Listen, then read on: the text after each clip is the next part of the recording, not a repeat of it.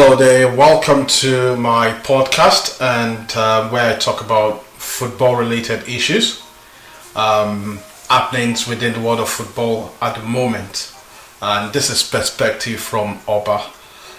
Today I'll be talking about a wide range of football happenings within the last few days or so. And well, I'll start with the playoffs finals, which was played at the Wembley Stadium, and that was between Huddersfield and Reading. It was not the best of games in terms of entertainment, in terms of goals. It was quite drabby. A game where there are few chances, but the game went to penalties, and Huddersfield, after 45 years playing in the lower tiers of the English Football League, eventually won the game, and they won the priciest football game ever, and they're now in the elitist Premier League club. So they'll be playing in the Premier League next season, having won the playoffs final. I personally was quite happy for Huddersfield, particularly when you consider their efforts all through the season. David Wagner, that's the German manager, completely transformed the team, and they became proper championship contender. As a Newcastle fan, I would dare say that if there was any club that gave us that huge chase all through the season, it was Huddersfield and Brighton. Even though towards the latter part of the season, they started losing some gas, which is expected when you consider how gruesome the championship could be sometimes. So congratulations to Huddersfield for gaining promotion to the Premier League, and particularly when you consider the contrast to where they were last season, where they barely scrapped above the relegation zone. And so this is a huge feat. I remember during the preseason for Huddersfield, David Wagner took them to a boot camp session in Sweden, where they had to survive on the barest minimal of facilities. It was more like a boot camp exercise to sort of foster team unity, team bonding, and I think that was what really helped them in the course of their campaign. So once again, I say congratulations to David Wagner. And moving on to the next story that has been making the rounds across the media space is Arse Wenger, the Arsenal manager, who has been the manager for the past 21 years. On the back of the FA Cup victory, which they claimed at the expense of Chelsea, it was expected that Arse Wenger was going to have discussions over his future with the owner, Stan Kroenke. And the news broke this afternoon when it emerged that Arsenal will be, Arse Wenger will be signing a new 2-year deal.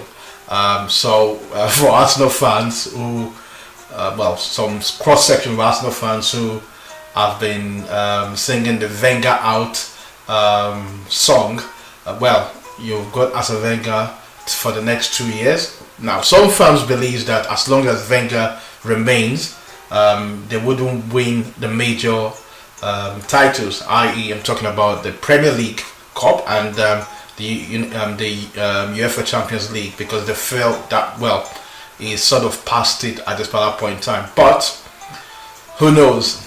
Things do happen in football. Who says that next season Wenger will not be, Arsenal will not be competing for the top silverware?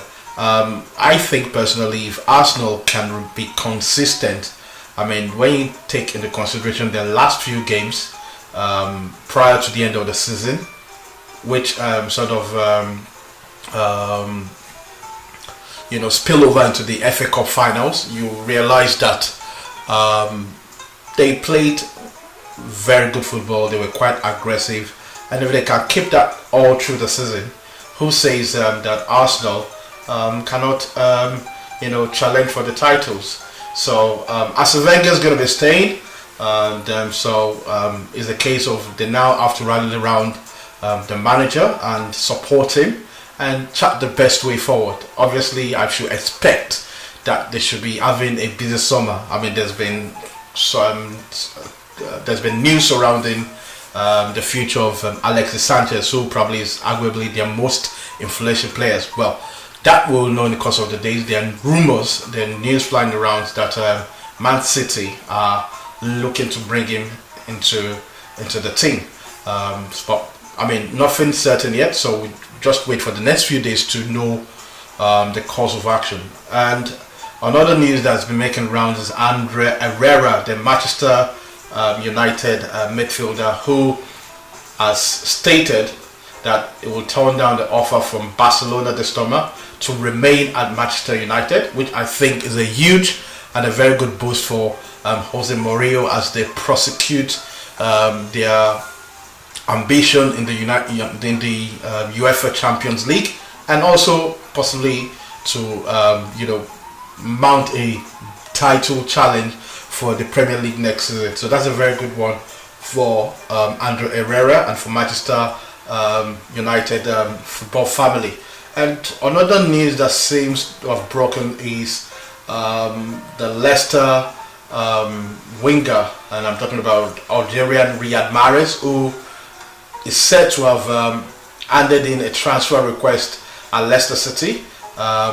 There are news making around that he probably wants to make a move to a top club that probably would match his aspirations. So Riyad Mahrez wants to move on, and to be fair to him, I think he's done well in the sense that he could have moved on last season, but I remember that the manager Claudio Ranieri sort of convinced him to stay one more year, which he did, and I think personally the time is right for him to move.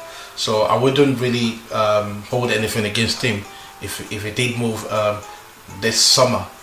Until I come your way again with other football happenings, just put in your comment in the comment section. Let me know what you think, what's your opinion. And until I come your way again, this is Perspective from Oba.